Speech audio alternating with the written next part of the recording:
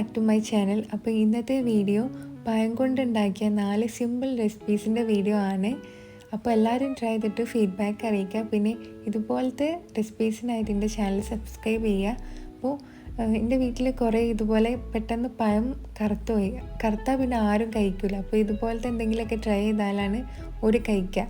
അപ്പോൾ ഫസ്റ്റ് തന്നെ ഞാൻ അതിന് കുറച്ച് പഴം എടുത്തിട്ട് ആദ്യം ലെങ്ത് വൈസിലൊന്ന് സ്ലൈസ് ചെയ്ത്, പിന്നെ ഞാൻ വിചാരിച്ച് അത് ഹാഫാക്കി കട്ട് ചെയ്യുക, അതാകുമ്പോൾ എല്ലാവർക്കും തികയല്ലോ. അപ്പോൾ ബാക്കിയുള്ള പഴങ്ങളൊക്കെ അതുപോലെ തന്നെ കട്ട് ചെയ്തെടുത്ത് പിന്നെ ഇതിലേക്ക് ഒരു ബാറ്റർ ഉണ്ടാക്കണം. അതിനായിട്ട് കടലപ്പൊടി 2 സ്പൂണ്, ഈ ഒരു സ്പൂണിൻ്റെ അളവാട്ടോ ഞാൻ എല്ലാം എടുക്കുന്നത്. പിന്നെ 2 സ്പൂണ് റൈസ് ഫ്ലോർ, പിന്നെ ആവശ്യത്തിന് ഉപ്പ്, കാശ്മീരി ചില്ലി പൗഡർ, പച്ചമുളക് ചതച്ചത്, പിന്നെ കുറച്ച് വെള്ളം ഒഴിച്ചിട്ട് തിക്ക് ബാറ്റർ ആക്കുക. ഓവർ ലൂസ് ആവരുത്, മാവ് ഇങ്ങനെ പഴത്തിൽ ഒട്ടിപ്പിടിക്കണം, അതാണ് ബാറ്ററിൻ്റെ കൺസിസ്റ്റൻസി വരുന്നത്.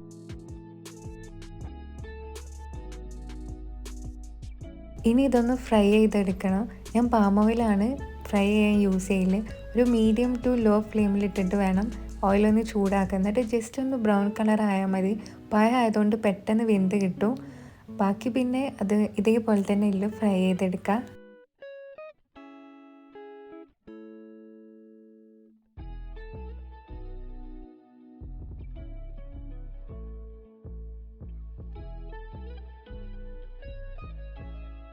ഇനി രണ്ടാമത്തെ റെസിപ്പി സ്വിസ് റോള്. ഇത് നമ്മൾ സാധാ പാനിലാണ് ഉണ്ടാക്കിയത്. പിന്നെ ഞാൻ 2 പഴം എടുത്തിട്ടുള്ളൂ. അത് ഇതേപോലെ തന്നെ ലെങ്ത് വൈസിൽ സ്ലൈസ് ചെയ്ത് കട്ട് ചെയ്തെടുക്കുക.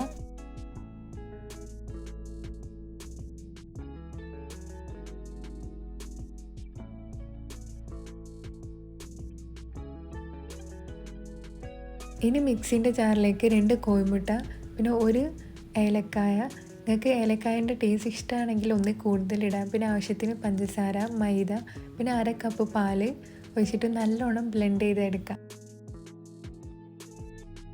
ഇനി ഒരു പാനിലേക്ക് 1 ടേബിൾ സ്പൂൺ ഗീ ഒഴിക്കുക. എന്നിട്ട് സ്ലൈസ് ചെയ്ത പഴം ഇട്ടിട്ടൊന്ന് വാട്ടിയെടുക്കുക.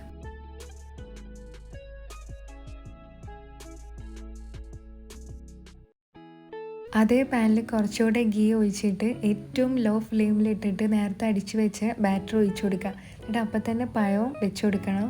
ഇങ്ങനെ വെയിറ്റ് ചെയ്യേണ്ട അത് വേവാൻ വേണ്ടിയിട്ട്. എന്നിട്ട് അതിൻ്റെ മുകളിൽ കുറച്ച് തേങ്ങ ഇങ്ങനെ ചിരകിയത് വിതറി കൊടുക്കുക. എന്നിട്ടൊന്ന് അടച്ചു വെച്ചിട്ട് വേവിച്ചെടുക്കുക. എന്നിട്ടൊരു ഈർക്കിളുകൊണ്ട് എന്തിനെങ്കിലും കൊണ്ടൊന്ന് കുത്തിയിട്ടൊന്ന് വെന്തോ നോക്കിയതിന് ശേഷം പാനിൽ നിന്ന് അത് ഫ്ലിപ്പ് ചെയ്തെടുക്കുക. ഇനി സിമ്പിളാണ്, ഇതൊന്ന് കട്ട് ചെയ്തെടുക്കണം. ഒരു അറ്റത്തു നിന്ന് മറ്റേ അറ്റത്തേക്ക് ഇങ്ങനെ റോൾ ചെയ്തെടുക്കുക. എന്നിട്ട് ഒരു സൈഡിൽ നിന്ന് കട്ട് ചെയ്യുക. ഇനി മൂന്നാമത്തെ റെസിപ്പിയാണ് കുട്ടികൾക്കൊക്കെ എന്തായാലും ഇഷ്ടപ്പെടുന്ന ഒരു സിമ്പിൾ കട്ട്ലേറ്റ് ആണ്. ഈ കട്ട്ലേറ്റ് വീട്ടിൽ എല്ലാവർക്കും ഇഷ്ടമായതുകൊണ്ട് ഞാൻ കുറച്ച് കൂടുതൽ പഴം എടുത്തിട്ട് എന്നിട്ട് അതൊക്കെ ഒന്ന് കട്ട് ചെയ്യുമ്പോൾ ഇതുപോലെ ഒന്ന് കട്ട് ചെയ്തെടുക്കുക. എന്നിട്ട് ഒരു പാനിലേക്ക് കുറച്ച് ഗീ ഒഴിച്ചിട്ട് ആദ്യം അണ്ടിപ്പരിപ്പും മുന്തിരി ഒന്ന് ക്രഷ് ഒന്ന് റോസ്റ്റ് ചെയ്തെടുക്കുക. എന്നിട്ട് അതിലേക്ക് പഴം ഇട്ടിട്ട് അതൊന്ന് ഉടച്ചെടുക്കുക. നന്നായിട്ട് ഉടയ്ക്കണം, കാരണം നമുക്ക് റോൾ ചെയ്തെടുക്കാനുള്ളതുകൊണ്ട് ഒന്ന്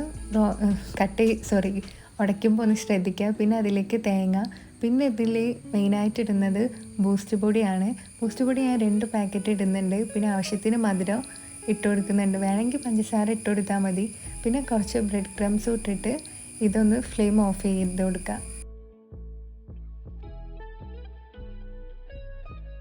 ഇനി ഇതൊന്ന് ഷേപ്പ് ചെയ്തെടുക്കുക. നിങ്ങൾക്ക് വട്ടത്തിലോ ചതുരത്തിലോ എന്ത് വേണമെങ്കിലും ചെയ്യാം. ഞാനൊരു കുക്കി കട്ടർ യൂസ് ചെയ്തിട്ടാണ്. ഇങ്ങനത്തെ ഷേപ്പ് കാണുമ്പോൾ കുട്ടികൾക്ക് കഴിക്കാൻ ഒരു ഇൻട്രസ്റ്റ് ഒക്കെ വരുമല്ലോ. അപ്പോൾ അതുകൊണ്ട് മാത്രമാണ് കുക്കി കട്ടർ എടുത്തത്. പിന്നെ 2 മുട്ട ഒന്ന് ബീറ്റ് ചെയ്തെടുക്കുക. ആദ്യം അതിലൊന്ന് കോട്ട് ചെയ്യുക, പിന്നെ ബ്രെഡ് ക്രംസിൽ കോട്ട് ചെയ്യുക, എന്നിട്ടൊന്ന് ഫ്രൈ ചെയ്തെടുക്കുക.